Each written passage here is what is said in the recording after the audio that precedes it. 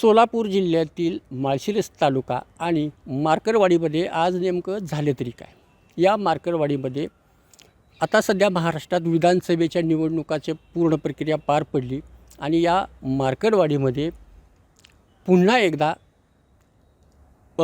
मतदान बॅलेट पेपरवर मतदान घेण्यासाठी ग्रामस्थांनी तहसील प्रशासन आणि जिल्हा प्रशासनाकडे मागणी केली. परंतु या मागणीला तहसील प्रशासनाने नकार दिला. अशी प्रक्रिया पुन्हा घेता येणार नसल्याचं स्पष्ट सांगितलं होतं.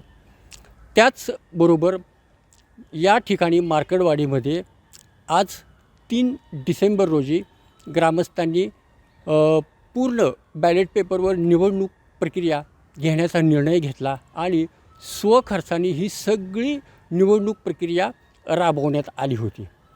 परंतु या ठिकाणी पोलीस प्रशासनाने जमावबंदीचे आदेश देण्यात आले होते.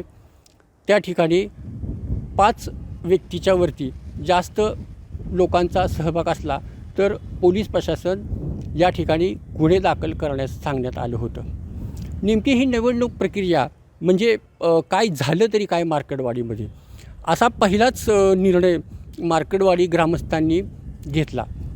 यामध्ये राष्ट्रवादी काँग्रेस पक्षाचे आमदार शरद पवार गटाचे उत्तमराव जानकर हे आहेत. तर या ठिकाणी या मार्करवाडीमध्ये जवळपास 1905 मतदान या ठिकाणी झालं होतं.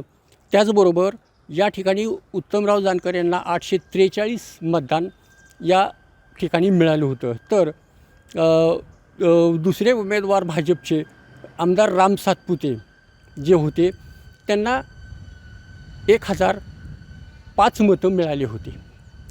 या प्रक्रियेची स्पष्टता व्हावी, EVM मशीनमध्ये काय घोळ आहे का ही तपासण्यासाठी या ठिकाणी ही सर्व निवडणूक प्रक्रिया स्वखर्चाने ग्रामस्थांनी राबवायचा निर्णय घेतला होता. परंतु या ठिकाणी ही प्रक्रिया निवडणूक आयोग असेल किंवा तहसील प्रशासन असेल यांनी ही प्रक्रिया अशी राबवता येणार नाही. आणि जर ही प्रक्रिया राबवली तर जे कोणी ह्या प्रक्रियेमध्ये आहेत, ही प्रक्रिया राबवण्यात सहभागी आहेत, यांच्यावर गुन्हे दाखल करण्याचा निर्णय प्रशासनाने ग्रामस्थांना स्पष्ट सांगितला होता. आज तरी देखील या निवडणुकीची प्रक्रियाची तयारी सकाळपासून सुरू होती. जवळपास उत्तमराव जानकर हे काल रात्रीपासून या मार्करवाडीमध्ये ठाण मांडून होते. आज ही सकाळी प्रक्रिया सुरू होताच पोलीस प्रशासनाने जेवढी काही ही निवडणूक प्रक्रियेची तयारी केली होती ती थांबवली. आणि या थांबवल्यानंतर त्या ठिकाणी जमाव मोठ्या प्रमाणात गोंधळ झाला. या ठिकाणी वेगवेगळ्या प्रतिक्रिया या ग्रामस्थांनी आपल्याबरोबर व्यक्तही केल्या की ही निवडणूक प्रक्रिया यासाठी पोलीस प्रशासनाने या सर्व निवडणूक प्रक्रियेमध्ये एक जरी मतदान बॅलेट पेपरवर केलं आणि कायद्याचं उल्लंघन केलं तर आम्ही गुन्हे दाखल करू, या ठिकाणी स्पष्ट पोलीस प्रशासनाने सांगितले. आणि त्यानंतर ही सर्व प्रक्रिया थांबवण्यात आली.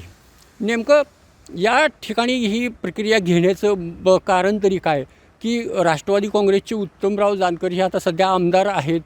परंतु या ठिकाणी ग्रामस्थांचं असं म्हणणं होतं की बऱ्यापैकी उत्तमराव जानकरांना ह्या मतं देण्यात आलेली असतील असं ग्रामस्थांचं म्हणणं होतं.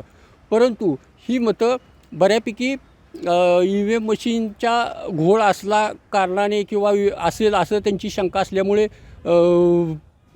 समोरच्या उमेदवाराला मतं गेली, ह्याची स्पष्टता तपासण्यासाठी या सर्व प्रक्रियेची ही राबवणूक करण्यात आली होती. आणि त्याच्यामुळे एक वेगळा संदेश देण्याचा प्रयत्न या ग्रामस्थांनी किंवा या मागणीच्या मागं असलेल्या सर्व कार्यकर्त्यांनी केला होता.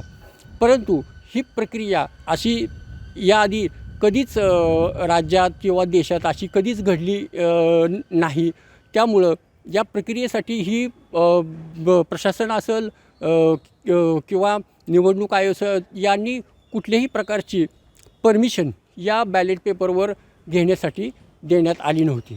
आता ही प्रक्रिया जरी रद्द झाली असली तर उत्तमराव जानकर हे यांनी सांगितलं की या बाबतीत आम्ही तहसील, प्रांत किंवा योग्य वाटलं तर जिल्हा प्रशासनाकडेही जाऊन या मागणीचा पाठपुरावा करू यासाठी आम्ही तत्पर असल्याचं स्पष्ट केलं आहे. माळशिरसवरून अरुण बाबर, न्यूज स्टेट, महाराष्ट्र.